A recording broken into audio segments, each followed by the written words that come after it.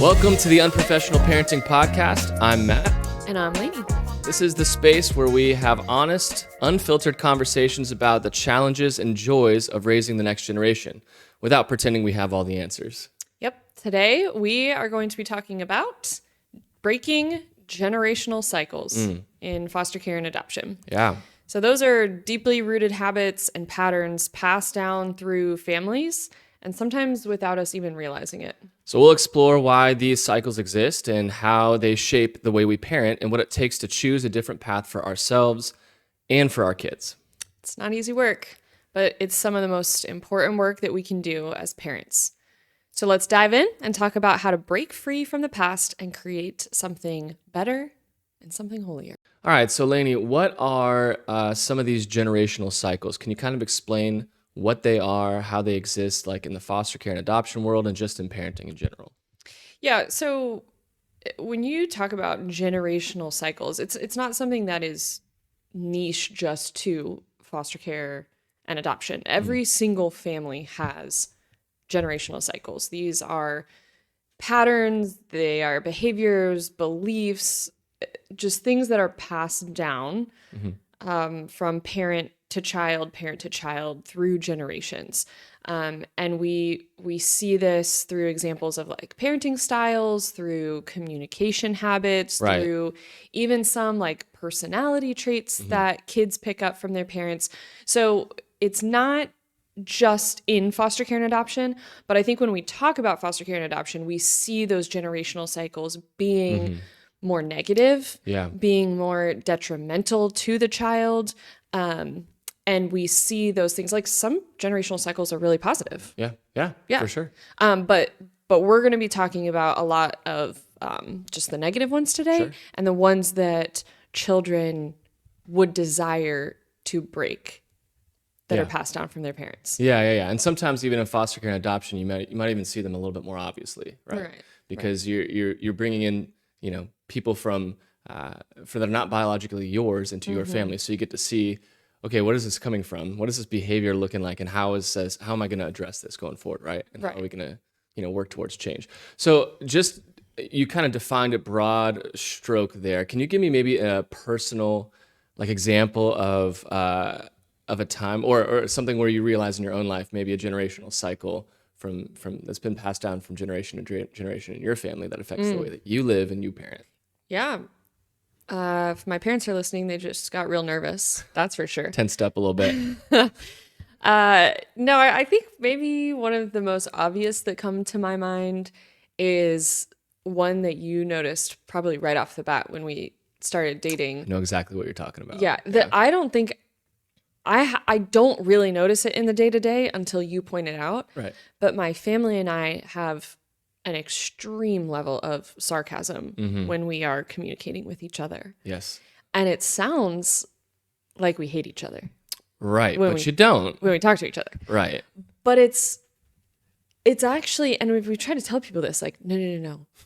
This means we love each other. It's your own form of love. It's unspoken. Yeah, it means we really love each other and are comfortable with each other because we don't take offense to what each other is saying. Yeah. But it's our weird way of humor almost. Right. I don't even know. Maybe I'm just justifying and making an excuse for something that's really unhealthy. But I think that that's probably an example in my family of my grandfather was like this when he was alive, and I learned it from a very young age. Like, you just communicate with sarcasm. Yeah. No, I remember the first couple of times I went over to your house for dinner and you invited me over and I was sitting there eating with your family. And some of the conversations that took place, I was like, do you guys really say these things to each other? Is this okay? Like, is this, it was hilarious. We actually left those dinners and I went home and I was like, hey, do you guys normally communicate like this? Like, is this an actual thing in your family? Because it took me a while because I'm not like that at all. My family, kind of dances around issues sometimes and doesn't really address them straightforward at times. So for you guys to just launch straight into those things and say exactly what's on your mind in the moment and digging at each other, it was a different, wild experience of a family for me. And I felt like personally offended also. I'm like, I don't know if I belong here, to be honest with you. This might not work out, but here we are, right? You lasted. Yes, yeah. So and now, I just have learned that you find the person at the table that you can pick on. And so I just join in with Right. it, Right. and piling it on that one person. Right. And that like gains respect in my family. Right, Like right. if you can hold your own Yeah. and you can not walk away from the table crying and just be like, wow, that was great. Right. We just all made fun of each other the whole time. Mm-hmm. Yeah. Which I guess then turns into like a different type of generational cycle of it does cross that line of criticism. Mm-hmm. Like I do come from a very critical family, a very perfectionist mindset family. And I think when you ask what do you notice the most in your parent, like in my parenting specifically, Mm-hmm. I think that's the one cycle that I have noticed that I as a parent desire greatly to break. Right. Because we just have such a perfectionist mindset in my family that it's like if there's anything just a little bit not meeting expectation, like Right. boom, we got to point it out. We've got to Right. let the person know. Right. And that's really, as a child growing up in what's considered a really healthy house, maybe not totally detrimental, but to a child who has experienced trauma, that type of critical parenting is extremely detrimental. Right. And you see, so you get to see on a daily basis played out your generational cycles, the way you handle things, the way you talk, the way that your actions and everything interact with and sometimes create tension with and rub against other generational cycles. When you're inviting somebody else who's not born into this family, into this family, you get to see that on full display. And it goes deeper than that. It's not just like we laugh about the funny sarcasm of your family and everything like that. And that's something that's manageable to deal with, right?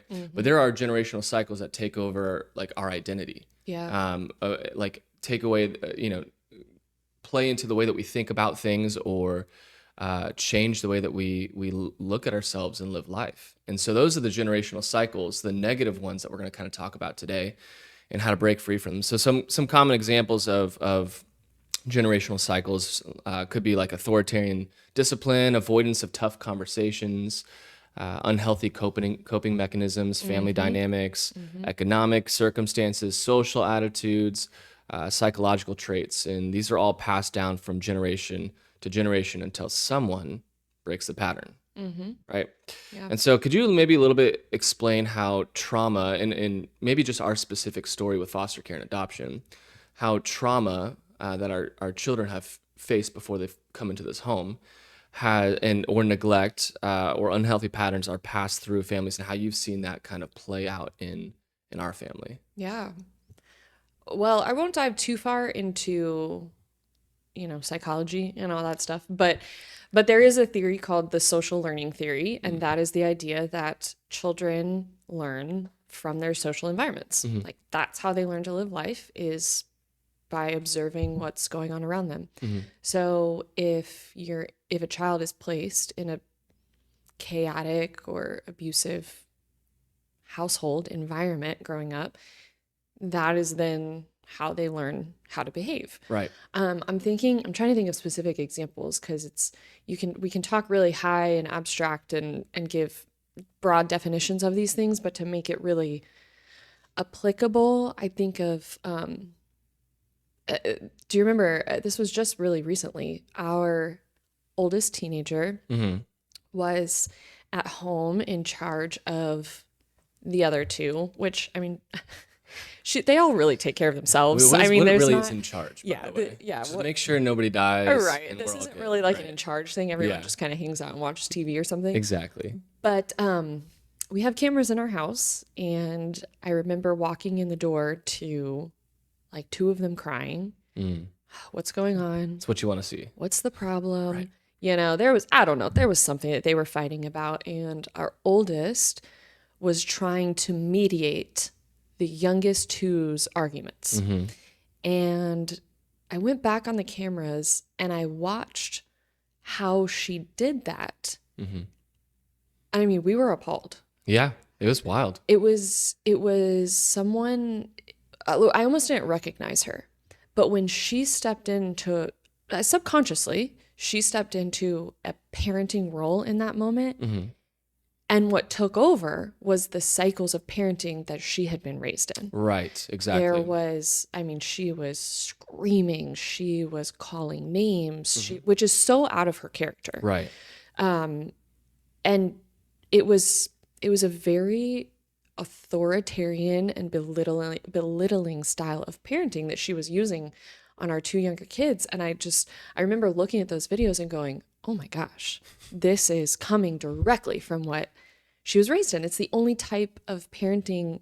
Well, I shouldn't say the only type of parenting, because So I was we gonna have say, it's different definitely parenting style, but it's definitely not from us. it's That's not for from sure. us. But it is when you've got, what, 9 years of a certain style Mm-hmm. of parenting compared to 3 or 4 years. Right. You know, the 9 years weighs out in a lot of circumstances. Absolutely. So that's what I think of, is just subconsciously kids in stressful moments especially Mm-hmm. will dip into those ingrained generational cycles. Yeah, absolutely.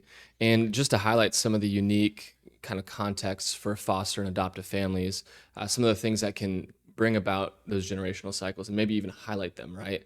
Are cycles of abuse and neglect. We see that all the time. Yep. I mean, you specifically have worked in the world of foster care and family support for Yeah. your entire professional Yeah, career. you think about the example of the child who was a foster child, then becoming a parent Right. and losing their child to the foster care system. Right, exactly. Yeah. But I mean, that's one of the reasons why children are removed from their families, is because of abuse and neglect. Yeah. And we see, we tend to see abuse and neglect passed down from generation to generation, right? You know how to live life and to parent because of what you've seen and what you've experienced. And so we're drawing off of that experience and then doing it to the generation below us, right? And we also see, some of this just highlighted from a lack of secure attachment in child's early years. We've seen that in our home for Oh, sure. yeah.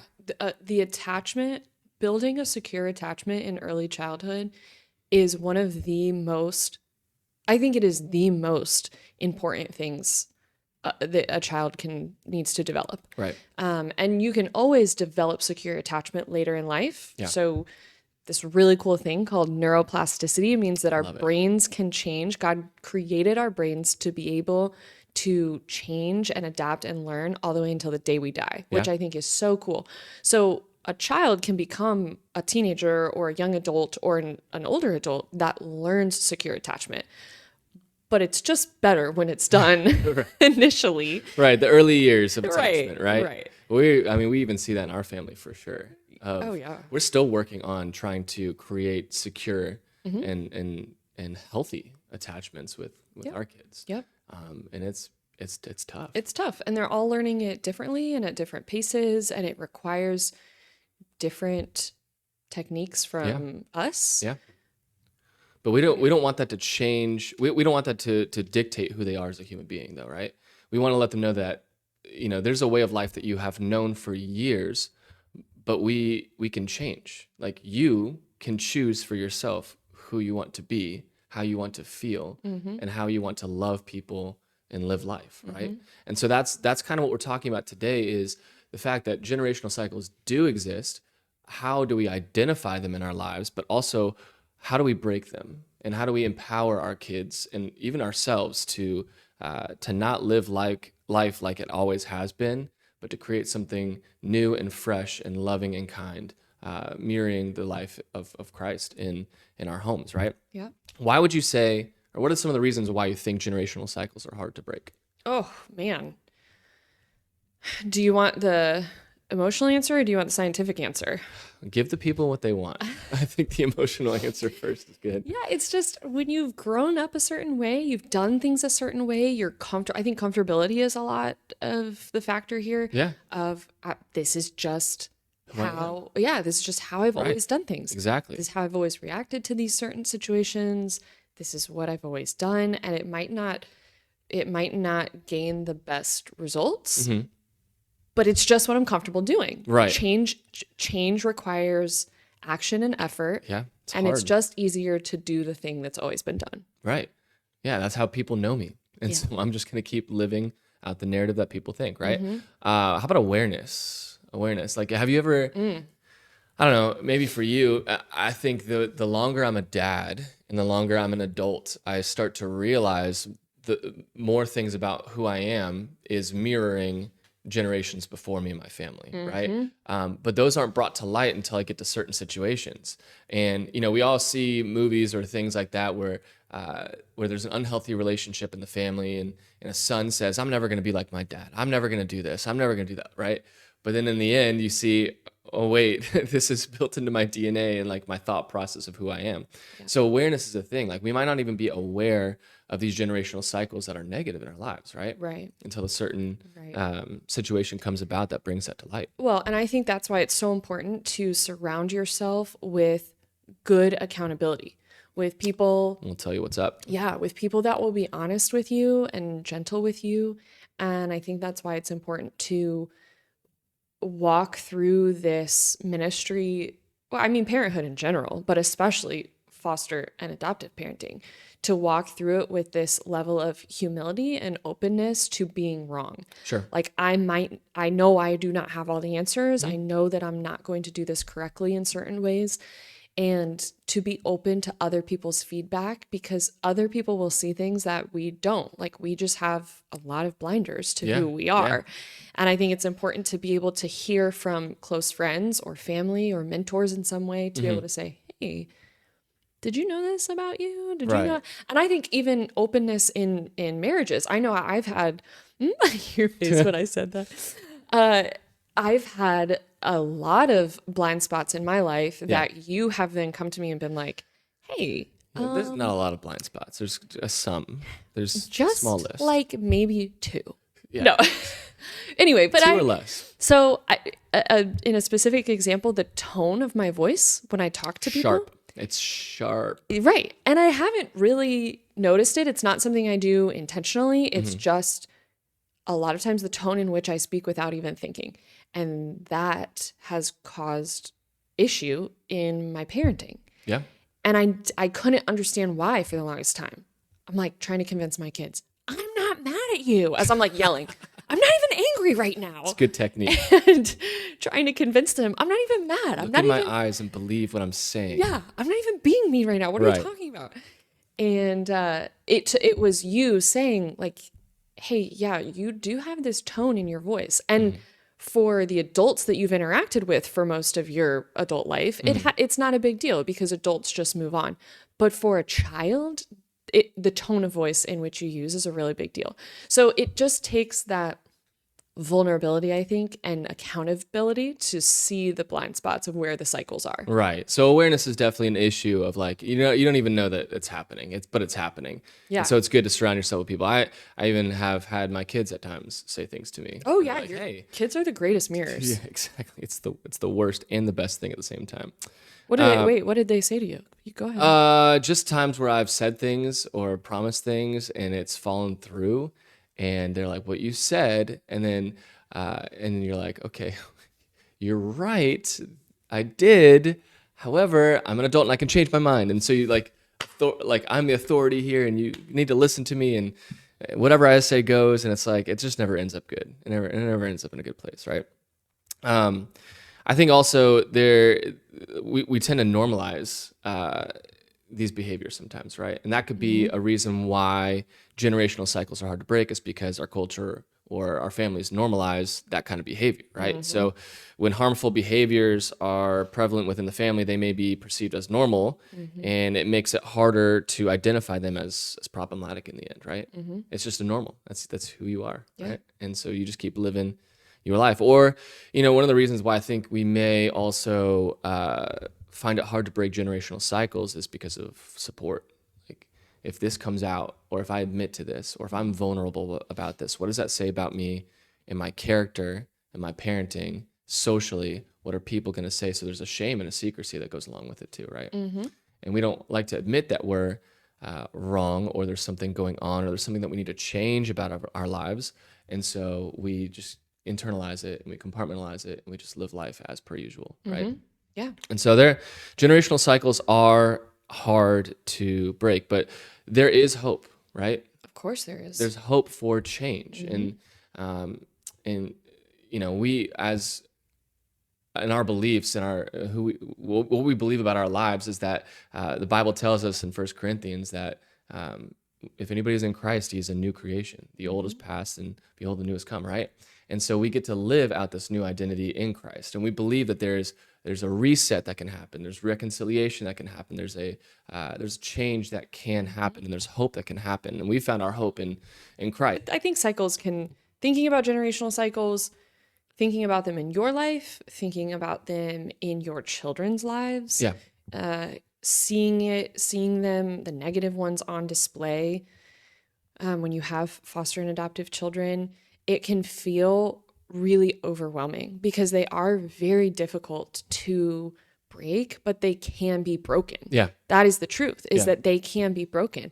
And with the right tools and support, healing is absolutely possible. Yeah. And I think it is so cool when you look to scripture and you see the psychology and the science in scripture far before all the smart people came up with it and put words to it. Right. But I think about in scripture, it's talking about taking every thought captive. Yeah. Like quite literally being able to change your thought process about things and to be able to change your behaviors and your reactions to things. So it is possible, and there is hope in it that even though it is difficult, it's possible. Well, that's the story of the Bible. Of course, It's redemption, right?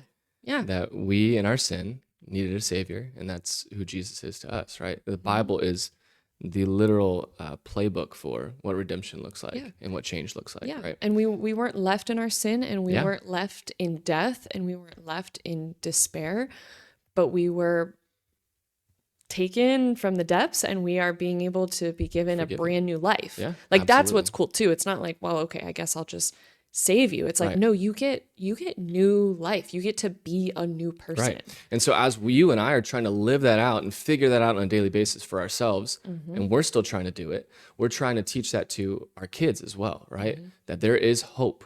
There's hope. You don't have to be what your past says. Right. You don't have to be what your biological family says about you. Right.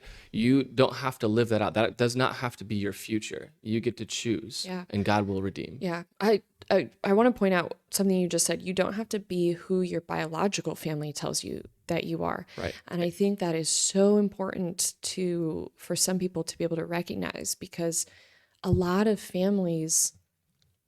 parents can tell children certain things about themselves. Right. We see children in the foster care system who have said or who have had some really awful things said to them. Yeah. Their parents trying to define them and telling them, you are this, or you'll never be this, or, fill in the blank with. And that becomes a truth for them. And right? it becomes truth. Yeah. And it's an important thing for us as parents to know that we can speak life to our children, or we can curse our children. That's very true. And we have seen in the foster care and adoptive systems a lot of children that have been just cursed by their parents, and they believe that is all that they are destined to be. Right. Is just filth and trash that their parents have told them that they are. Right. And it's just, the truth is that the actual truth. Yeah. That's not it's not the truth, right? It's not the truth. Right. The actual truth is that you do not have to be the things that other people have spoken into your life. Right. Can you? Or even the lies that you continue to tell yourself about who you are. Or even the lies that Let's get a you little tell deep yourself. there, right? Like the types of lies that we tell ourselves. That's a whole episode, man. Yeah, it's not even true about ourselves. It's about what the Lord says about us. That is the ultimate truth, because your truth is going to shift as fast as time is moving, right? Yeah. Hey, you just listened to, well, it was a podcast, but it was a sermon. Yeah. I want to talk about that for just a minute, but you're gonna summarize it way better than I would. Okay, great. It was a John Tyson sermon. Yeah. And he spoke about generational cycles. He did. Yeah, he spoke. It was part of a point of his message, and basically, he was talking the same exact thing that we're saying today. Is your past does not have to be your future, right? You get to choose who you want to be. And he gave the example of Korah from the Bible. And Korah, if you know anything about the Israelites in the Old Testament, Moses led the Israelites out of Egypt out of slavery and bondage to the Egyptians, and was wandering in the wilderness before they entered the promised land with Joshua. But Moses, one of the greatest leaders of all time, has Korah rise up against him in a mutiny. Basically, the Israelites wanted to go back to Egypt, to their slavery and bondage. They were saying things like, we had life much better when we were living in slavery, right? And could you imagine? Like, we had life much better living in slavery. Wild to think about. It is wild to think about, but I'm pretty sure we've heard almost that exact same statement in our house from our kids. Yeah, exactly. Like, when you come from a place of trauma, sometimes that is what you desire, and it doesn't make sense when you say it out loud. Right. But we see children that just desire to live in the chaos because that's all that they've known. Yeah. Yeah.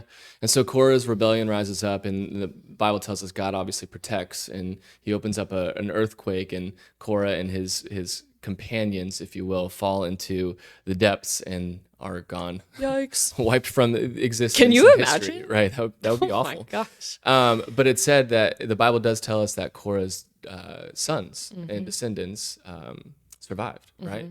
And John Tyson makes the point that, could you imagine going on from there being related to and associated with Korah?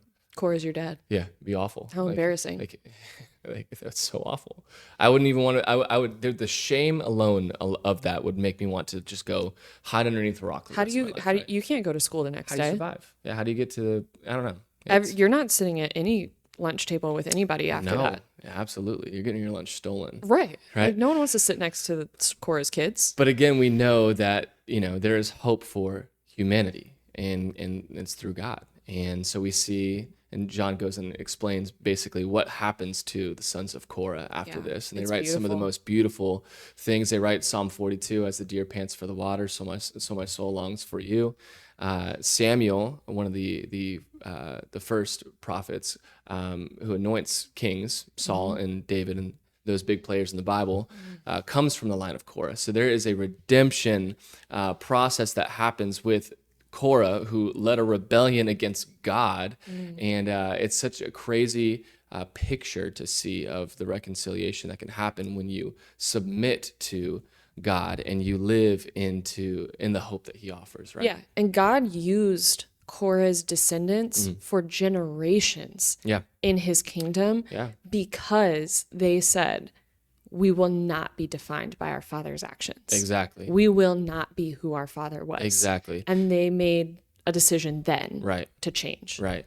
And so we had talked about generational cycles even before I heard this message this week. And so John Tyson basically perfectly put a little cherry on top of that. As he always does. Yeah, I mean, he's so good. If you don't listen to him, Church of the City, New York, he's great.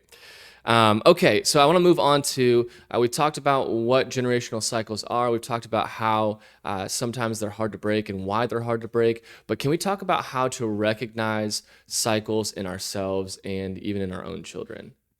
So why don't you take it away? What is what do you think is a good application point to recognize generational cycles in our own lives and how it affects our kids and even in our kids?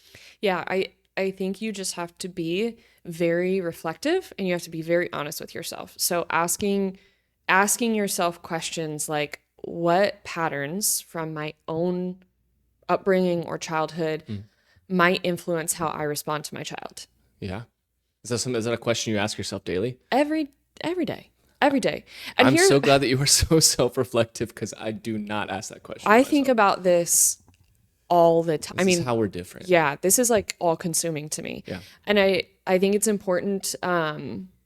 Therapy and counseling is so important. I am such an advocate for that, for parents, all parents, but especially parents of children from trauma, because it helps you reflect. You always make fun of me because you're like, why do you pay a therapist when I can just tell you the same things? Yeah. But it's different. And I tell you the same thing that your therapist You tells you. So. do say very similar things to her, but it's just different. Hearing it from someone who's a completely detached from the situation. Yes. Someone who's completely neutral, who's doesn't even know. I mean, she doesn't even know anybody in this house except for me. Sure. So therapy is important. Counseling is important. Really working on how was I raised? What were the what were the ways that my parents raised me? What did I learn throughout my childhood? And then how am I applying that to my parenting? And then I think the greatest indicator is going to be where you see those tensions in your parenting. Yeah. Like your children will tell you, most Or likely. you'll feel it emotionally. Yes. Right. Yes. Yeah. They might not physically come out and say, "Hey, this is right. an issue. Right. This might be an issue in the way that you're parenting me." They're not going to say that. Right. But there you'll notice see the you will response. notice Yeah. patterns of like this most always turns into an issue in our family, and why is that? Right. Yeah. I think it's also important to understand your children as well. Like you have to understand their perspective. Again, our story is unique a little bit. We moved into the foster care world and then we had adoption from that.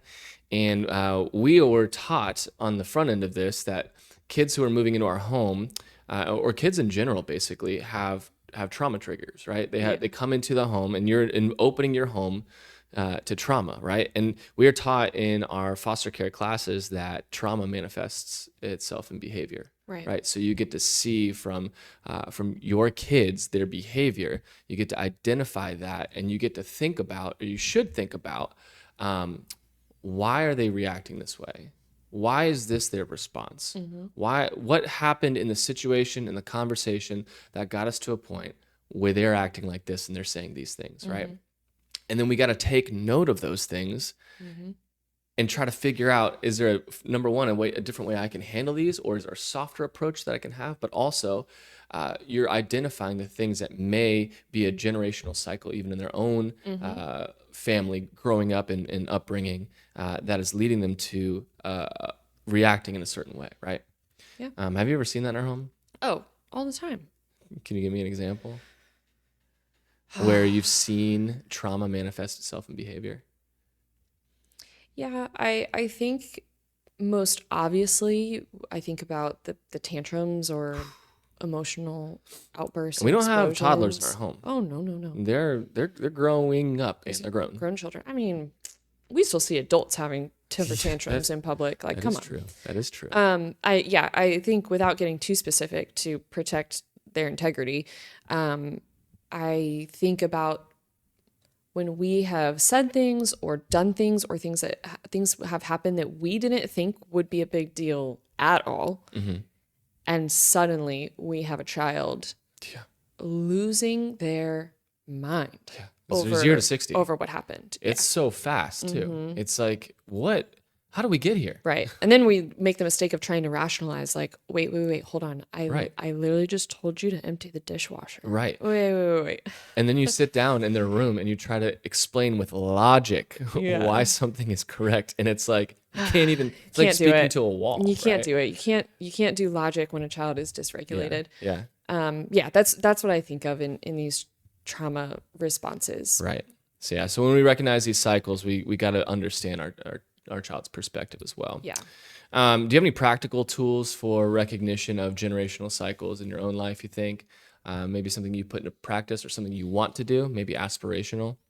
Well, I talked about counseling. I think that is huge and should be accessed by a lot of people. There's also, there's books that you can read. There's journaling prompts that you can do to kind of explore your own emotions and your own reactions to things. I would also just say keeping notes, or I guess this goes into journaling, but when you see something, there's a tension point in your family, your child gets upset with you, you get upset with your child, go journal that. Like, what happened before, what happened after, create a timeline. And just kind of start looking at patterns. Like, is there a pattern here? And is there something that I can do different moving forward to help relieve this? Right. And I think the greatest thing that a parent can do is focus on connection over correction. Children need to be able to build trust and attachment. And that does not come through overly doing consequences. It doesn't come through correcting every single thing they do wrong. It comes through connection. And I can already hear the critics saying that gentle parenting is trash. That's not what I'm advocating for here. What I'm advocating You're not for, gentle parents. we're, we're not gentle parents, is that what you said? I wouldn't classify as that, but go ahead. I'm not advocating for passive parenting, and I'm Mhm. not advocating for lack of accountability for children that do things wrong. Yeah.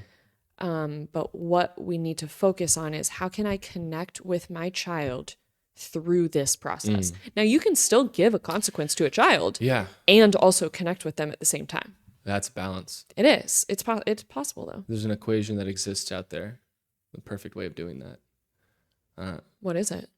I'm saying it exists. Oh, well, I'm let not me saying know that I when you wrote know it. I'm not saying I wrote the equation, but somewhere out there, someone knows exactly what they're doing when it comes to that. Yeah. So we got to be informed of these things. We gotta recognize them. We got to be open to recognition in our own lives and see how generational cycles are affecting the way our kids are responding to us, and the way that we're responding to our kids. Right? We got to be open to have that conversation. You know, it would be real crazy for people to apply. And I think this was part of another John Tyson study that you did is you focus on your kids a lot. That's the easy one, right? Like, what can I do to help my children break their generational cycles? Well, what can you do to help yourself break your generational cycles as it relates to your parents? So if your parents are still alive, what can you start doing as an adult to change the things that you didn't like about your childhood? Now, I know that this isn't accessible to everybody. There are some people who came from very traumatic backgrounds that this just wouldn't work in. But there are things, if you have healthier relationships with your parents, there are things that you can do. Wasn't there one thing that you did in that study in writing a letter to your dad or something like that? Yeah, I mean this podcast is apparently sponsored by John Tyson, Yeah. but here we are. A part of the process was writing a letter to your dad, and it was a positive letter. It wasn't like a hey, I'm so angry that you did this and this and said these things and you didn't give me hugs when I needed or whatever. It's not. It wasn't those kind of letters. It was an affirmation letter of I'm proud to be your son. I thank you for the way that you raised me. Thank you for being there, and doing those things. It was a healing process, honestly. Yeah.